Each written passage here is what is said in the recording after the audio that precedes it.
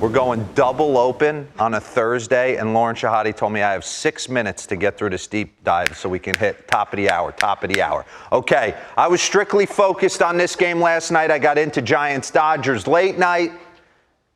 Couple of things stood out for me in the Boston Red Sox-Angels game, okay? One thing certainly for certain.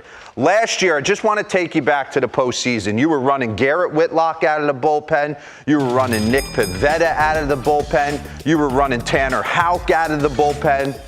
This guy is now in the rotation, and I want you to just lock in. He is blowing 97 right by the Angels hitters. He is phenomenal, and then pulling that changeup. So Garrett Whitlock, they take you out of the bullpen, man.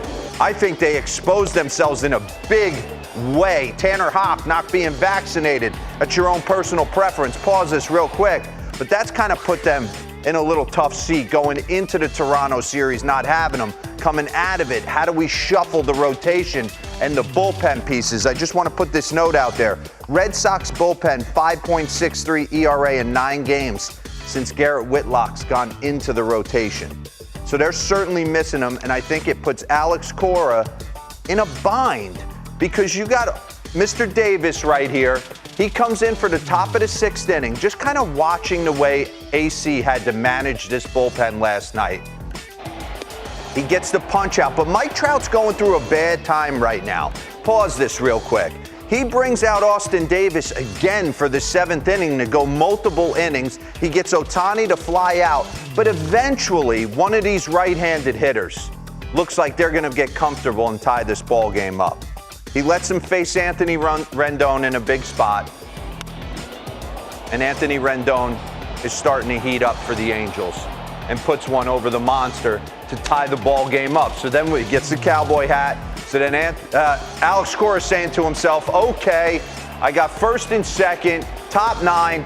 Pause this. I got Hansel Robles on the mound, who, by the way, has got a 1.74 in 10 games this year. So he's been pretty darn good, but he couldn't find the strike zone last night. So then it's bullpen by committee, closer by committee. Where am I going? I'm going to Jake Diekman, left on left in a big spot. Didn't have heater command. Run it. Started just firing, slider. You show a big league hitter, a good big league hitter, 5, 6 sliders in a row, and you have to throw it for a strike, it's getting hit hard.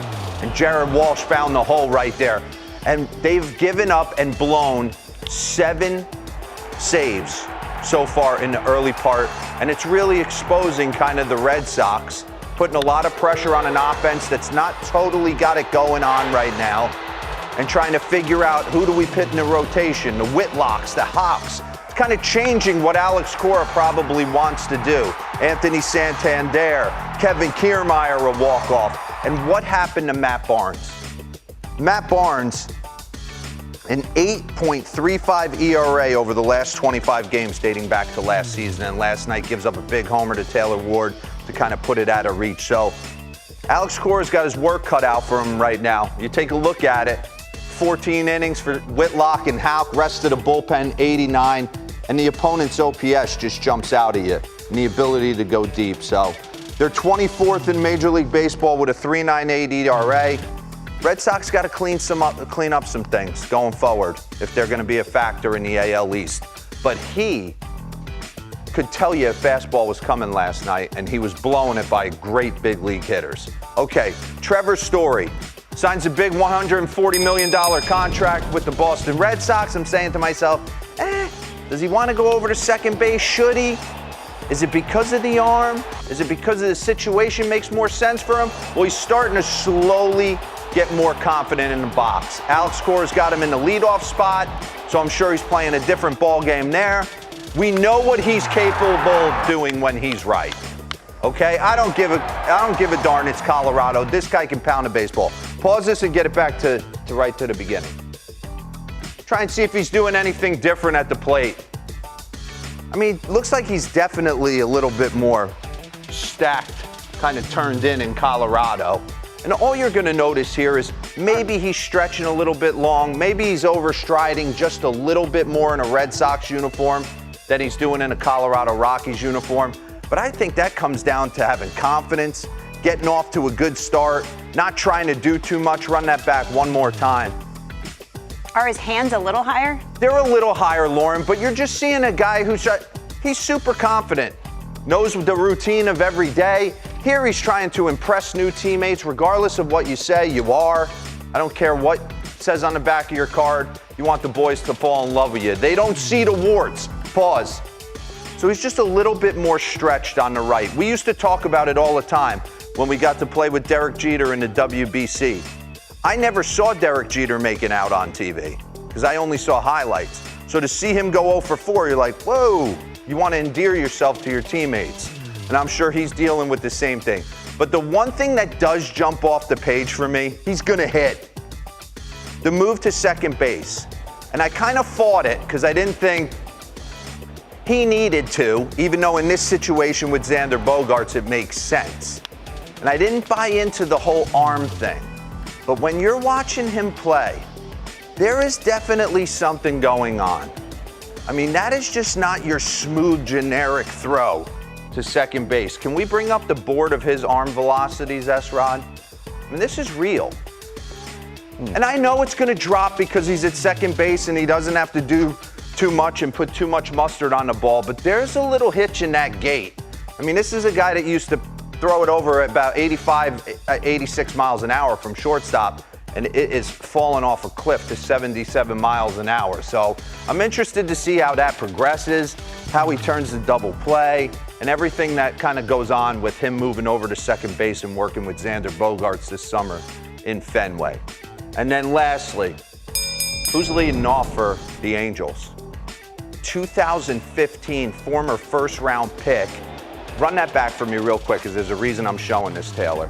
First-round pick out of Fresno State. He was a catcher, moved to third. Now he's in the outfield. He's sending Joe Adell down.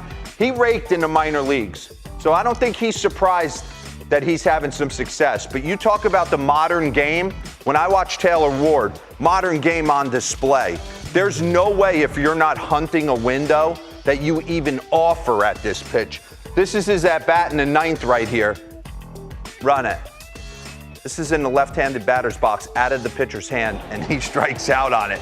Kind of signifying he's sitting down and away. Well, what does Matt Barnes do? He goes right in that window the next time up, and this ball is destroyed.